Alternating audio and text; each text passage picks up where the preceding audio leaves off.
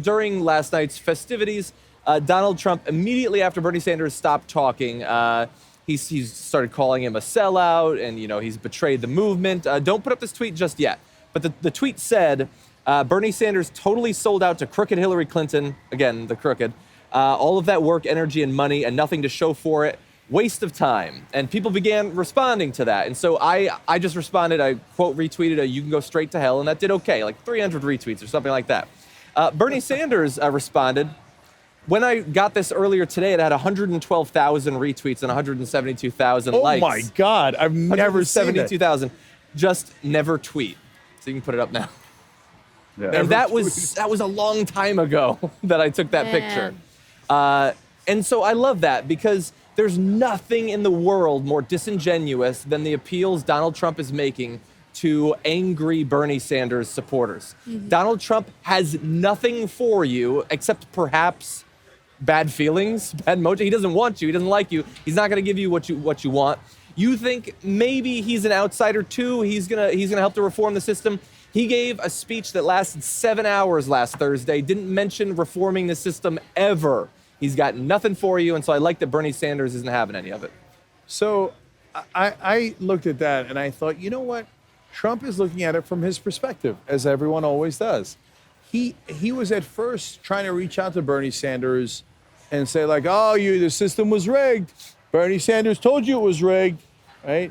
And then it turns out Bernie Sanders did not reciprocate, and instead he heartily endorsed Hillary Clinton. And once he did that, then Trump turned and was like, oh, he's weak, he's pathetic, it was all a waste.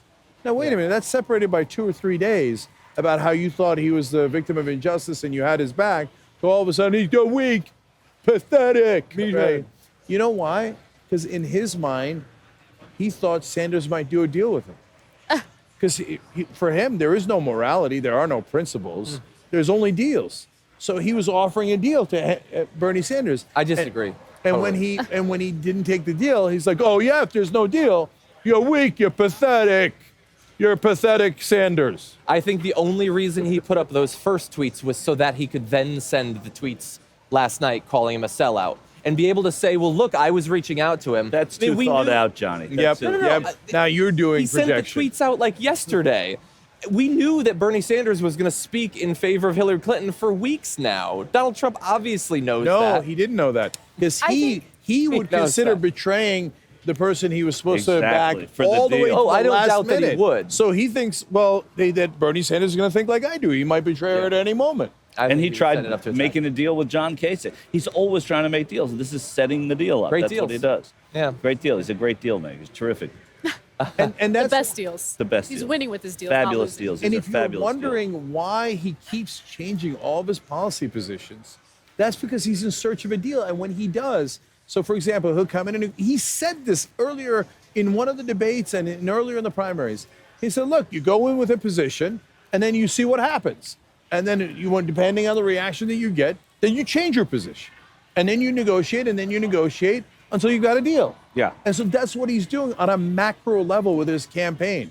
So this Bernie Sanders one is just mainly projection and thinking that he thinks that Bernie and everyone else thinks like he does. But the larger story is him doing that with like, all right, we're going to do the Muslim ban, right? Full Muslim ban. What does the country think? Not full Muslim ban. Exactly. Right. It's like a comedian trying his stuff out in small clubs before he goes on the Tonight Show.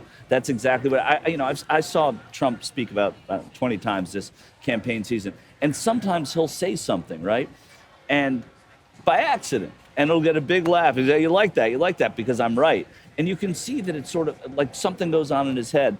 And you'll hear it again in the next speech. You'll hear it again in the next speech with greater emphasis because it worked on the small crowd. He thinks it's gonna work on the big crowd. He happens upon this stuff. Yeah. So in the past, I've called that A/B testing. Yeah. He's A/B testing his entire campaign.